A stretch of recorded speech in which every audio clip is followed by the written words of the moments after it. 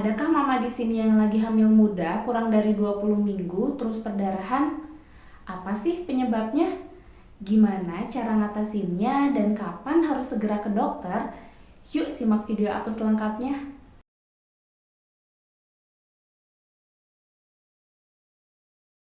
Halo Mama, Assalamualaikum. Bertemu lagi dengan aku Bidan Merina.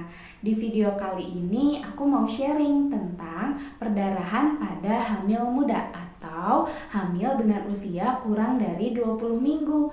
Tapi sebelum video ini aku lanjut, aku mau ajak Mama buat like, komen, dan subscribe YouTube channel aku supaya aku makin semangat buat video seputar info kesehatan ibu dan anak. Ibu hamil normalnya itu nggak terjadi perdarahan sama sekali ya Mama di usia kehamilan berapapun. Jadi perdarahan saat hamil itu udah pasti tanda bahaya kehamilan. Tapi lain halnya dengan nidasi atau perlekatan atau penempelan plasenta atau ari-ari atau bali pada rahim ibu. Nah, di beberapa ibu ini juga bisa menyebabkan flek, tapi bukan perdarahan, hanya flek. Definisi perdarahan itu jumlahnya lumayan banyak, minimal setengah atau satu pembalut. Nah, perdarahan pada kehamilan itu dibagi dua. Ada kehamilan muda usia kurang dari 20 minggu, ada juga kehamilan lanjut lebih dari 20 minggu. Nah, di video kali ini aku mau sharing sama Mama tentang perdarahan di kehamilan muda dulu ya. Next, aku akan buat video lagi tentang perdarahan di kehamilan lanjut. Perdarahan pada hamil muda adalah perdarahan yang terjadi saat usia mama kurang dari 20 minggu. Nah, kalau sekarang usia mama udah 21 minggu, terus mama terjadi perdarahan, artinya itu nggak masuk kategori perdarahan hamil muda ya, termasuknya pada kategori perdarahan hamil lanjut. Nah, kenapa sih harus dipisah-pisah gini? Ada perdarahan hamil muda, ada perdarahan hamil lanjut. Karena penyebabnya ini beda, Mama. Jadi penanganannya udah pasti beda dong. Nah, penyebab perdarahan pada hamil muda itu ada 3. Yang pertama yaitu abortus atau keguguran. Nah, yang kedua itu adalah mola hidatidosa atau hamil anggur. Dan yang ketiga itu KET atau kehamilan ektopik terganggu atau kehamilan di luar kandungan. Nah, sekarang kita bahas satu-satu ya. Yang pertama yaitu abortus atau keguguran. Kalau keguguran ini Mama udah pasti tahu ya. Jadi keguguran ini adalah keluarnya hasil konsepsi atau kehamilan. Nah, biasanya ini memang terjadi di bawah 20 minggu, malah seringnya itu terjadi di bawah 12 minggu. Nah, keguguran ini juga ada beberapa jenisnya. Jenis yang pertama itu ada abortus imminens atau keguguran yang mengancam. Jadi, kegugurannya itu belum terjadi, baru mengancam.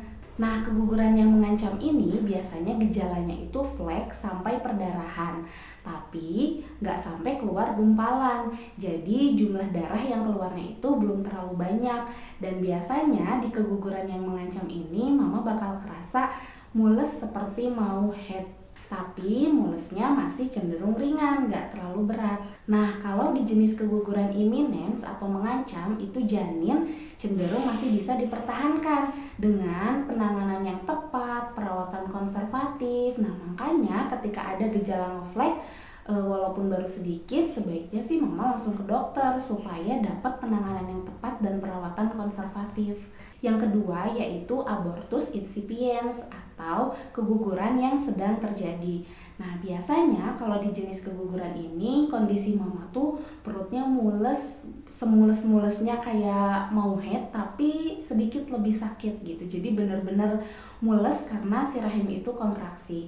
Terus perdarahan Mama juga jumlahnya lumayan banyak, bahkan ada yang disertai dengan keluar banyak gumpalan. Nah, di keguguran jenis ini biasanya Mama juga rawan sekali terjadi anemia karena HB-nya otomatis drop karena perdarahannya memang lumayan banyak. Dan di keguguran jenis ini juga janin cenderung tidak bisa dipertahankan karena sebagian hasil konsepsi atau hampir seluruhnya itu udah keluar.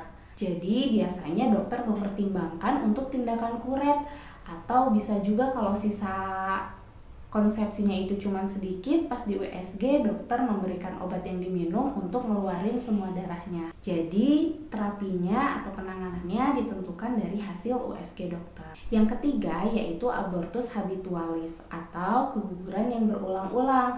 Nah biasanya lebih dari 3 kali. Abortus ini juga gejalanya sama kayak abortus-abortus lain, yaitu perdarahan, terus mules. Tapi memang khasnya abortus ini tuh abortusnya selalu berulang. Jadi hamil pertama abortus, hamil kedua abortus lagi, hamil ketiga abortus lagi, hamil keempat abortus lagi.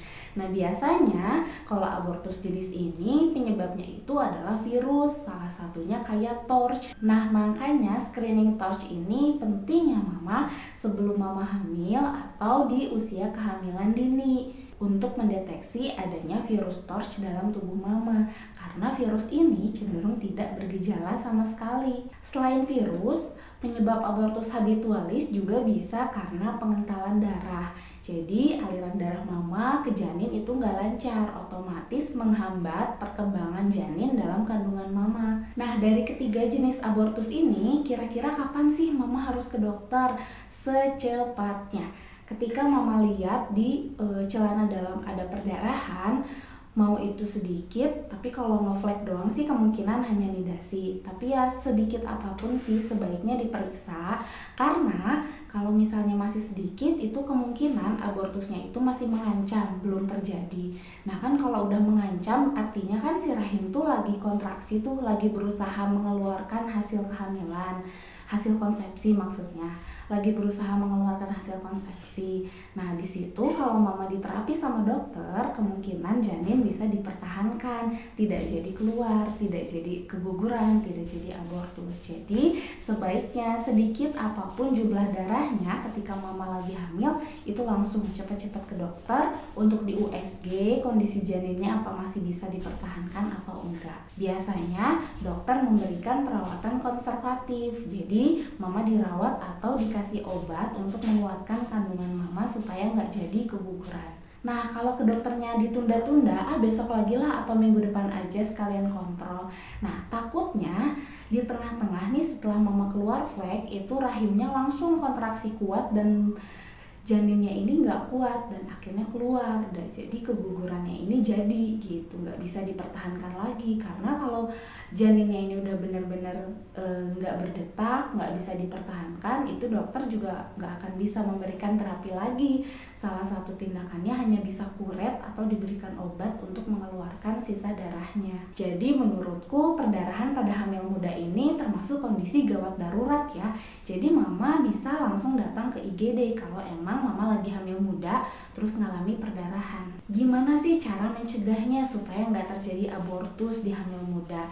Yang pertama, batasi aktivitas dong. Tentu aja mama nggak boleh terlalu capek. Kalau yang namanya hamil muda, mama harus banyak istirahat, boleh jalan seperlunya, boleh aktivitas seperlunya, tapi jangan terlalu banyak aktivitas apalagi naik turun tangga atau angkat-angkat beban yang berat. Dan jangan lupa minta bantuan suami untuk kerjaan rumah tangga supaya beban mama ringan, gak terlalu berat. Terus yang kedua yaitu gunakan kondom saat berhubungan di usia kehamilan sampai paling enggak 12 minggu lah, karena 0 sampai 12 minggu ini adalah masa-masa paling rawan untuk terjadi keguguran. Nah, kenapa sih harus pakai kondom? Karena kalau misalnya enggak, itu kemungkinan sperma dikeluarkan di dalam rahim. Ketika sperma dikeluarkan di dalam rahim, sperma ini mengandung hormon yang namanya prostaglandin, di mana dia akan meningkatkan kontraksi pada rahim mama dan melunakkan mulut rahim mama.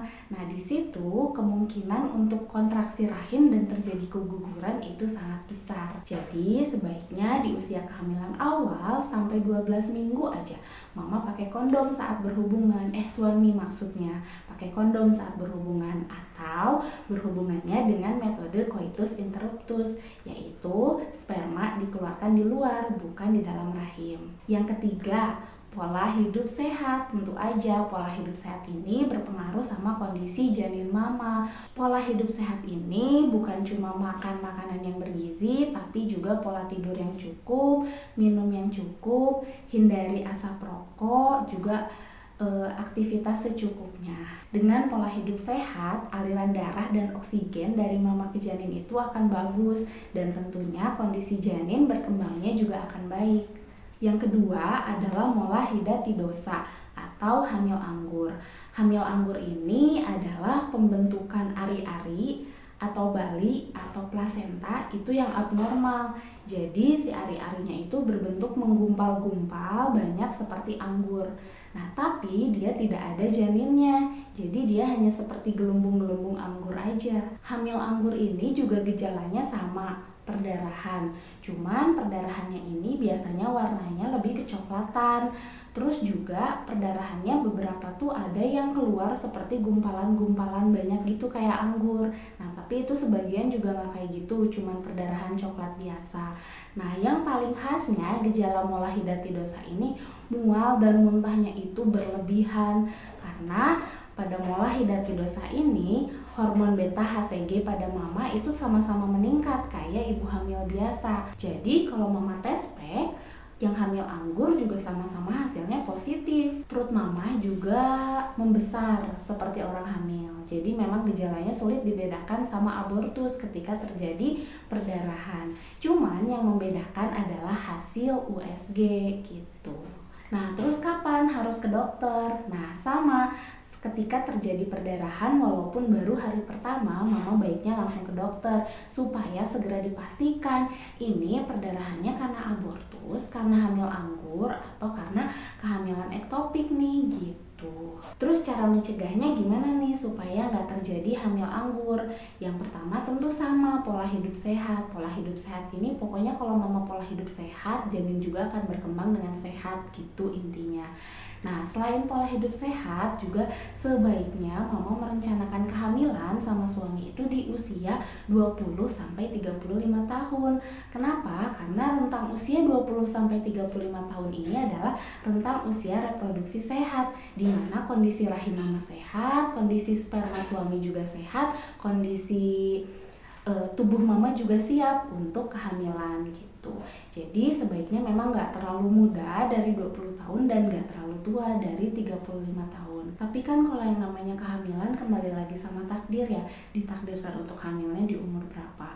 Cuman sebaiknya gitu mama tidak menunda-nunda kehamilan di usia 20-35 tahun. Yang ketiga yaitu kehamilan ektopik terganggu atau kehamilan di luar kandungan. Nah, jadi kehamilan ektopik tuh ibu tuh hamil, tapi menempelnya buah kehamilan itu bukan di rahimnya, bukan di rahim bagian atas, tapi bisa di tuba falopinya, di salurannya, atau bisa di vagina gitu. Jadi memang kehamilannya ini bukan pada tempatnya, makanya dibilang hamil di luar kandungan. Nah, seringnya kehamilan ektopik ini terjadi di tuba falopi, yang mana tuba falopi itu kan kecil banget tuh, sempit banget.